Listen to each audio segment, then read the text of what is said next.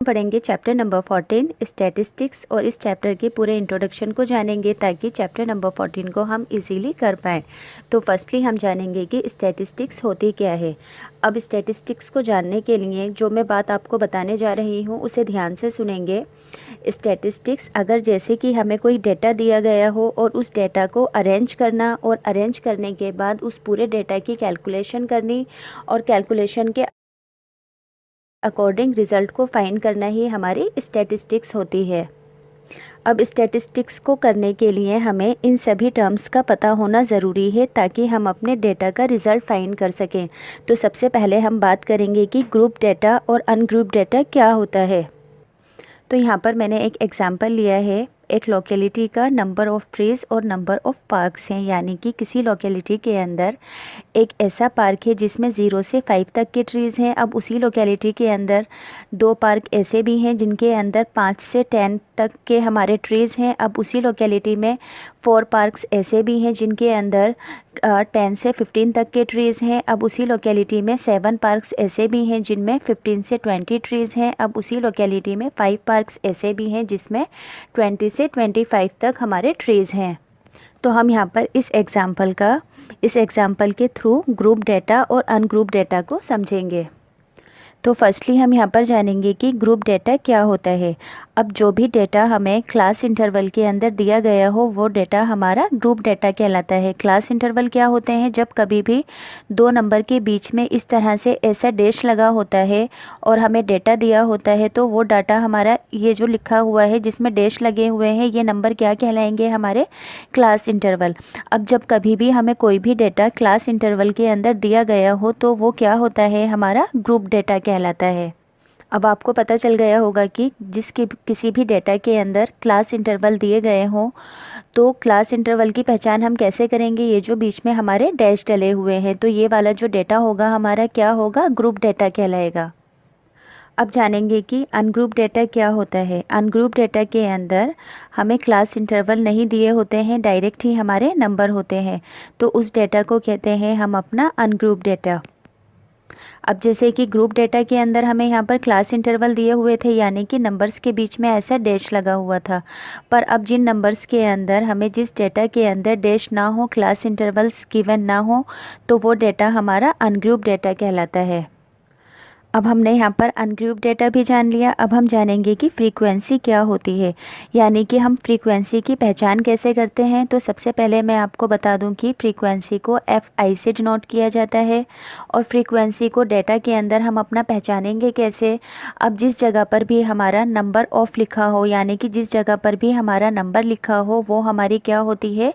Frequency होती है। पर यहाँ पर हमें एक चीज़ ध्यान रखनी है कि अब जैसे कि क्लास इंटरवल है तो क्लास इंटरवल के अंदर भी हमारा नंबर लिखा है, पर इसके अंदर इसकी पहचान क्या है कि यहाँ पर हमें इंटरवल्स दिए होंगे। तो जब कभी भी हमारे इंटरवल्स जिस जगह पर भी होंगे और नंबर लिखा होगा तो वो हमारी फ्रीक्वेंसी नहीं होगी।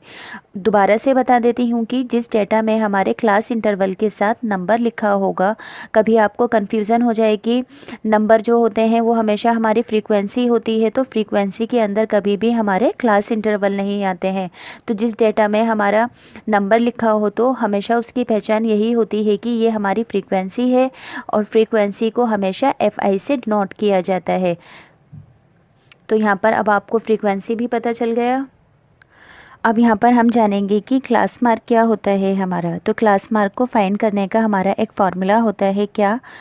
Upper class limit plus lower class limit and divided by 2। तो अपर क्लास लिमिट क्या होती है हमारी? तो इसके लिए हम क्लास मार्क को निकालने के लिए सबसे पहले देखेंगे क्लास इंटरवल्स को। तो यहाँ पर हमें क्लास इंटरवल दिया हुआ है।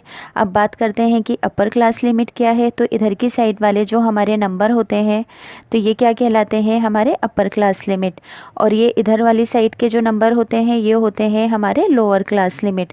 तो यहाँ पर से अपर क्लास लिमिट हुआ 5 और लोअर क्लास लिमिट क्या हुई हमारी? 0 एंड डिवाइडेड बाय 2। तो ये हो जाएगा हमारा 5/2 यानी कि 2.5। अब ऐसे ही इसी क्लास इंटरवल के सेकंड वाले का अगर हमें क्लास मार्क निकालना है तो क्या करेंगे कि अपर क्लास लिमिट के अंदर लोअर क्लास लिमिट को प्लस करेंगे। तो अपर क्लास लिमिट क्या होगी, हमेशा इधर वाला नंबर जो होता है हमारा अपर क्लास लिमिट होता है, तो इसके लिए यहाँ पर लिखेंगे 10 और लोअर क्लास लिमिट इधर की साइड वाला जो नंबर होता है यानी कि 5 एंड डिवाइडेड बाय 2, तो ये हो जाएगा हमारा 15/2 यानी कि 7.5।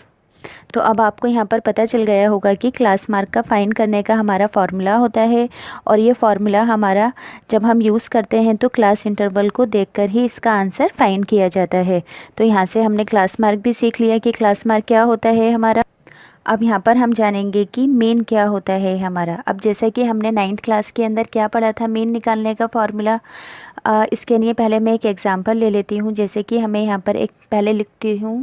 अब इसके लिए जैसे कि हमें कोई भी डेटा दिया होता है, अब इस डेटा को निकालने के लिए अगर हमसे कहा जाए कि मीन निकालो, तो मीन निकालने का फार्मूला क्या था हमारा, sum of all observations divided by number of observations.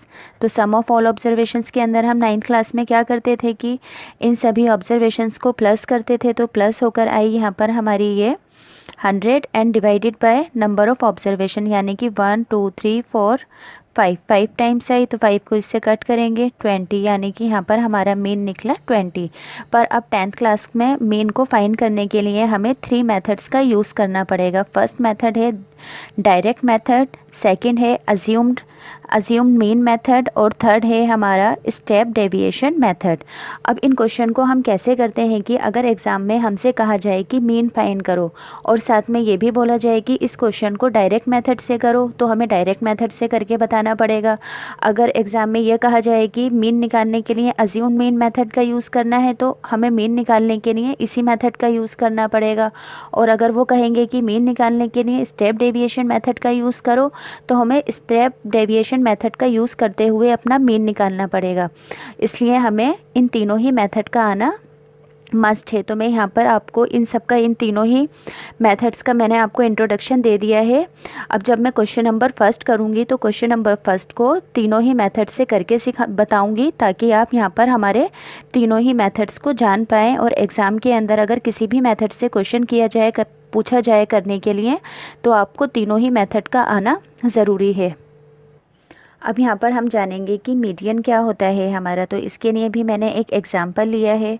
तो मीडियन वो होता है हमारा यानी कि किसी भी डेटा के बीच के नंबर को फाइंड करना। अब यहाँ पर हमारे पास टोटल 5 नंबर हैं, तो दो हमने स्टार्टिंग के लिए और 2 लास्ट के, तो इसका बीच का नंबर क्या हुआ हमारा 10। तो 10 क्या हो जाएगा यहाँ पर हमारा इस पूरे के पूरे डेटा का बीच का नंबर, यानी कि इसका फार्मूला क्या होता है हमारा n+1 डिवाइडेड बाय 2। तो n क्या है यहाँ पर हमारा 1 2 3 4 5, कितनी ऑब्जर्वेशन है यहाँ पर हमारी 5, इसमें प्लस किया हमने 1 एंड डिवाइडेड बाय 2, तो ये हो जाएगा हमारा 6/2 यानी कि 3। तो फर्स्ट सेकंड थर्ड वाली टर्म यानी कि इसका बीच का नंबर क्या फाइंड हुआ हमारा 10। तो यहाँ पर आपको पता चल गया होगा कि मीडियन किसे कहते हैं।